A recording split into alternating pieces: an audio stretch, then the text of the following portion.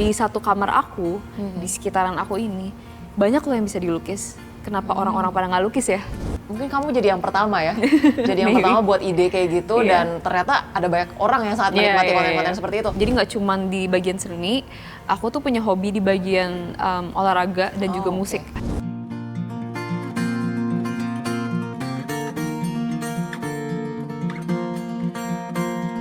Erika nih beneran mau jadi racer?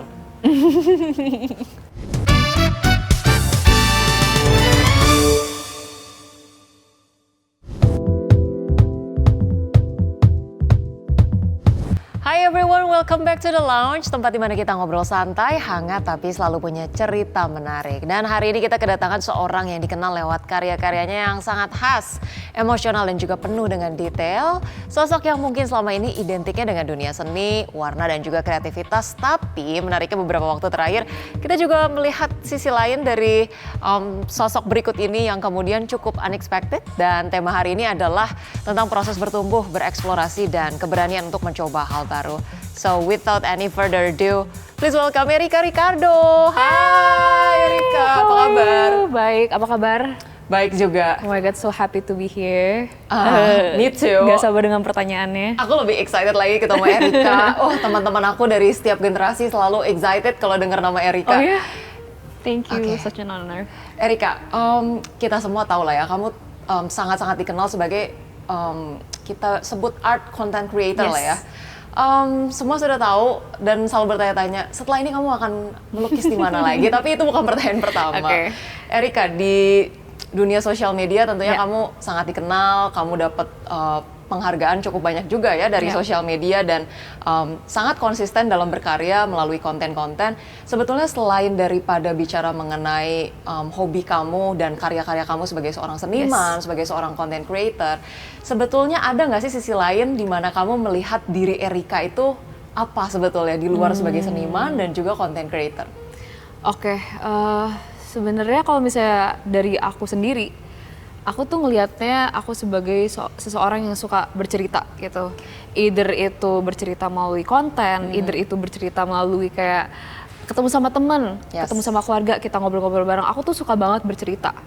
Jadi mungkin di sisi lain orang lihatnya aku sebagai art content creator, tapi di sisi lain juga aku adalah seorang storyteller yang suka menceritakan segala sisi kehidupan aku, entah itu eksplorasi, entah itu tiba-tiba masuk ke sports, makanya bisa berbeda-beda banget kan. Jadi lebih ke mungkin di sisi lain Erika adalah seorang storyteller gitu. Nah, Erika yang hari ini masih muda tentunya, tapi kalau kita trace back sedikit ke masa kecil atau masa remaja kamu, sebetulnya hobi ataupun passion untuk bercerita atau komunikasi yang akhirnya lahir melalui karya-karya saat ini, sebetulnya kalau kamu bisa rekam dan tarik jejaknya itu dari kapan sih dan kamu mengenalinya tuh gimana? Sebenarnya lebih kayak dulu aku itu suka ngegambar, kayak di tembok, ya mungkin anak kecil kali ya, coret-coret di tembok. Terus di sisi lain juga ada hobi-hobi lain yang aku jalanin juga gitu. Jadi nggak cuma di bagian seni, aku tuh punya hobi di bagian olahraga dan juga musik gitu. Jadi bener-bener ketiga hal itu aku jalanin dari kecil gitu. Dan itu aku suka aja, maksudnya pelajarin, eksplor lagi gitu. Nggak cuma di satu bidang aja. Makanya pas waktu SMP pun aku tuh sempat kebingungan di antara tiga hal ini, seni, olahraga, dan musik. Aku tuh pilih yang mana ya gitu, yang pengen aku tekunin gitu. Sampai akhirnya mengerucut, ya udah deh ke seni aja gitu. Jadi musik, sport, art, itu dari kamu kecil? Dari aku kecil, ya. Kamu ada role model atau apa sih yang kemudian bikin kamu punya drive sebegitu banyaknya untuk hal-hal yang luar biasa besar loh, maksud aku untuk anak kecil untuk punya banyak hobi itu apakah kamu lihat mungkin keluarga kamu, teman-teman atau gimana? Kayak pertama pasti role model dari orang tua dulu nih, aku lihat kayak mama aku tuh tipe orangnya yang kerja keras banget gitu. Papa aku tuh tipenya yang sat-sat banget kalau misalnya ngelakuin apapun gitu, dan dari kecil mereka tuh udah ajarin mungkin bagian seninya adalah mereka tuh sangat kreatif. Kalau misalnya ada barang bekas udah nggak kepake, mereka tuh bikin sesuatu jadi yang baru lagi. Atau misalnya ada jam yang rusak, mereka tuh nggak langsung kayak buang dan beli yang baru, tapi mereka selalu kayak mereka perbaikin, mereka bagusin gitu. Jadi kayaknya aku belajar dari situ juga gitu. Dan di sisi lain karena mungkin orang tua aku itu kan kerantau ya dari Kalimantan ke Jakarta gitu. Waktu itu mereka masih ngerasa Jakarta adalah kota yang sangat menyeramkan lah gitu. Kayak takut anaknya diculik lah apa. Jadi mereka tuh lumayan strict ke aku. Nah, karena mereka lumayan strict ke aku tuh jadi orang yang selalu penasaran gitu loh. Ini kalau misalnya aku jalan sendiri ke mall rasanya gimana sih? Kalau misalnya aku ikut kompetisi rasanya kayak gimana sih? Karena mereka itu awalnya tidak memperbolehkan aku gitu. Dalam hal? Misalnya kayak ikut kompetisi, nggak usah lah ikut kompetisi gitu. Why? Ya mungkin karena protecting their tapi what kind of competitions yang nggak boleh dan boleh? Kayak dulu kompetisinya misalnya kayak aku dulu biola gitu, aku orkestra, aku pengen kompetisi keluar lah gitu, keluar kota atau kayak kemana. Mereka tuh ya masih mikir, aduh gimana ya, nggak usah deh Erika, kamu harus nginep sehari gitu loh. Oke, karena mereka anak perempuan. Iya mungkin gitu anak ya. perempuan dan mereka pengen ngejaga aja sebenarnya. Yep. Cuman gara-gara itu setiap ada kesempatan dan setiap kali aku dibolehin, aku tuh langsung explore banyak hal gitu. Jadi mungkin kayaknya ada rasa penasarannya di situ jadi ke-build deh gitu, menurut aku gitu. Tapi momen pertama kali kamu aware bahwa hobi kamu, kita fokus dulu ke art lah ya. Ini adalah hobi yang menghasilkan dan kayak kamu mulai yakin nih, aku akan konsisten di sini. Ini sebenarnya kayak aku udah sempet ceritain juga banyak banget kejadian ini gitu. Aku itu dulu waktu kecil suka banget main olahraga gitu. Aku main sepak bola, terus orang tua aku tuh nggak kasih karena sepak bola itu satu bikin luka-luka, kedua panas-panasan, ketiga ya pulangnya itu kadang malam, maksudnya sore ke malam lah gitu. Karena jadi mereka sangat-sangat worry kalau misalnya aku main sepak bola. Tapi aku ngeyel anaknya, jadi kadang aku kabur-kaburan dari rumah habis pulang sekolah, pulang ke rumah, manjat jendela, main sepak bola gitu. Terus pokoknya kayak gitu terus setiap minggu sampai akhirnya ketahuan lah gitu. Dan mereka akhirnya waktu itu dibuang sepatu sepak bola aku. Makanya singkat cerita, aku mikir nih gimana cara aku bisa membeli sepatu itu lagi. Oh really? Nah, makanya salah satu caranya adalah waktu itu kayak custom lukisan. Karena aku tahu kan, aku punya skill nih di art ini gitu. Itu umur berapa kira-kira? Itu waktu aku SMP. Waktu SMP. Oh bisa nih aku explore, aku coba custom dulu, name tag, bookmark, aku jual-jualin, aku jual custom lukisan, pokoknya semua aku usahain biar aku bisa beli sepatu sepak bola itu, gitu. Dan akhirnya semua kekumpul dan kebeli kebetulan. Tapi aku ngerasa ini uangnya enak juga ya di sini gitu. Oh gitu. Jadi makin lama keterusan. Terus aku ngerasa kayaknya aku bisa nabung deh dari penghasilan aku yang di sini gitu. Jadi justru anak SMP pengen beli sepatu baru, kamu pakai talent kamu untuk membiayai talent kamu yang lain. Itu keren banget. Erika, kalau ngomongin soal art, sebetulnya, nah ini juga menarik nih.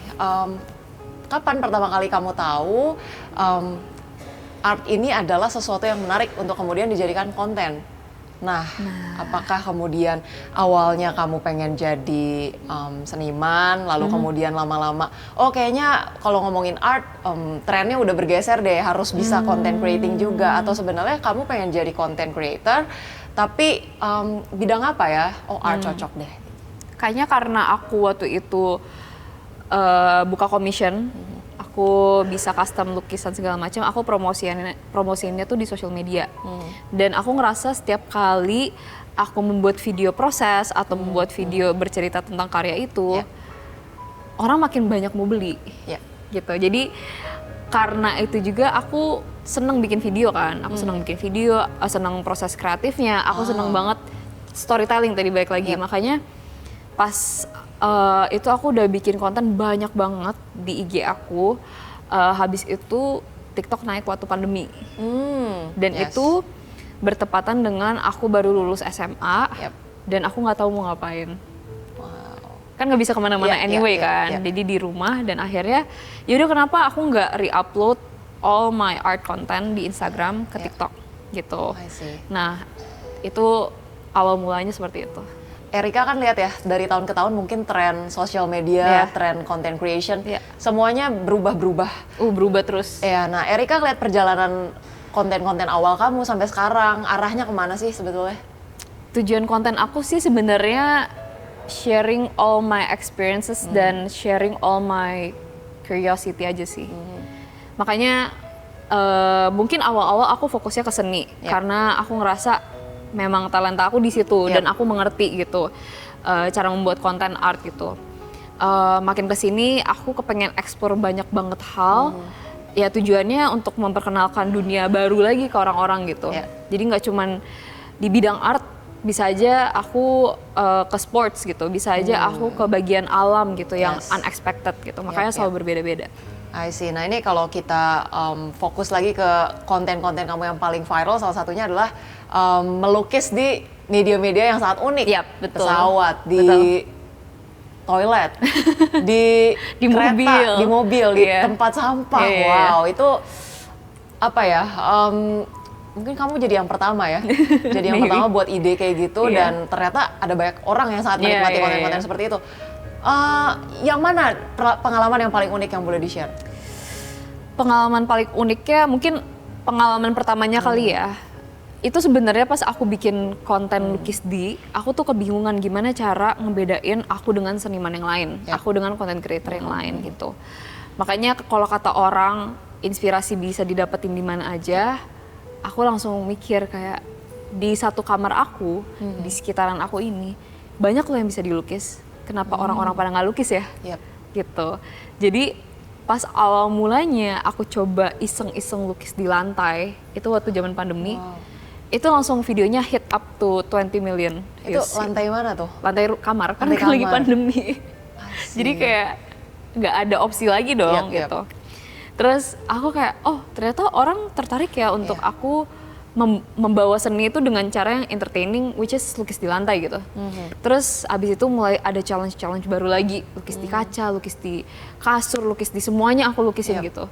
Dan turns out ternyata untuk mendapatkan attention dari audience itu sebenarnya bisa dari hal-hal yang gampang banget dilihat dari sekitar kita gitu. Dan justru konten-konten itu yang awalnya bisa menginspirasi anak-anak kecil buat ikutan berkarya dari hal-hal kecil gitu. So it's very interesting. Sebenarnya itu poin yang menurut aku kagetin juga sih. Oke, and then next boleh dibocorin nggak kamu mau ngelukis di mana lagi? Aku tuh tipe orang, aku dan tim, kalau misalnya kita lagi ada project lukis atau project apapun itu, kita selalu brainstorm 2-3 bulan sebelum gitu. Dan kita tuh udah rencanain tahun ini bakal lukis sesuatu. Kalian tebak aja deh, tebak aja ya Kak, nanti mungkin Clue dong. Kan udah di pesawat, udah di mobil, motor udah, udara udah, darat udah. Aku nggak mau jawab tapi ya tebak aja. Oh gitu. Oke, ini kira-kira kapan kita bisa lihat? It will be for 17 Agustusan pastinya. Karena kan sebentar lagi mau Agustusan kan. Kayaknya bakal seru banget ngekspor ke sana. Dan biasanya big campaign aku juga di sana. I see. Terus pokoknya bakal banyak hal-hal baru lagi sih yang aku ekspor selain bidang lukis juga. Gitu. Oke. Kita excited banget nungguin itu. Kapan kamu mulai ngerjain projectnya? Bakal dari akhir bulan Juli kita bakal langsung fokus ke situ. Oke, bulan depan berarti ya kamu udah sekarang mulai. Lagi santai-santai. Yes. Oke, Erika, kalau ngomongin soal banyak sekali viewers kamu, audience kamu yang support, tapi juga mungkin datang bersamaan dengan ekspektasi. Kadang-kadang ya berdampingan dengan netizen, harus juga berdampingan dengan judgement. Apa yang kemudian membuat kamu ngerasa lebih banyak energi positifnya kah? Atau kemudian juga pernah nggak sih ada masa-masa cukup apa ya drain atau kemudian juga bingung gitu? Bagaimana kemudian karya-karya kamu dipersif sama masyarakat? Menurut aku ini dalam segala aspek. Ketika kita berkarya itu pasti selalu ada yang suka dan nggak suka gitu. Dan aku memaklumi itu aja sih. Ketika nggak suka dan orang itu kasih ide yang konstruktif atau kayak komen-komen yang justru kritiknya bagus gitu untuk kita lebih develop yang lebih baik lagi, ya aku happy. Tapi ketika komennya itu udah komen yang sangat-sangat negatif Yeah, yeah. dan sangat-sangat apa ya, nggak match menurut aku nggak akan dengerin banget. Tapi mungkin ada masanya di mana aku belajar untuk menanggapi itu kan. Karena kan misalnya aku waktu itu baru lulus SMA, menghadapi itu bukan sesuatu yang gampang buat aku. Karena menurut aku, wah ini judgement bikin aku sedih banget gitu. Itu waktu SMA ya? Iya, tapi makin lama makin kesini aku ngerasa kayak, oh kayaknya emang bakal ada yang suka dan gak suka, dan kita harus terima aja. Tapi yang kita harus dengerin adalah orang-orang yang justru deket sama kita. Gitu, either itu tim, either itu dari keluarga. Maksudnya kalau mereka ada kritik, ya ambilnya dari sana, bukan dari orang yang gak kita kenal. Aku kan fokusnya art content creating, tapi di sisi lain aku ada identitas menjadi seorang pembalap, which is masuk ke dalam sports gitu.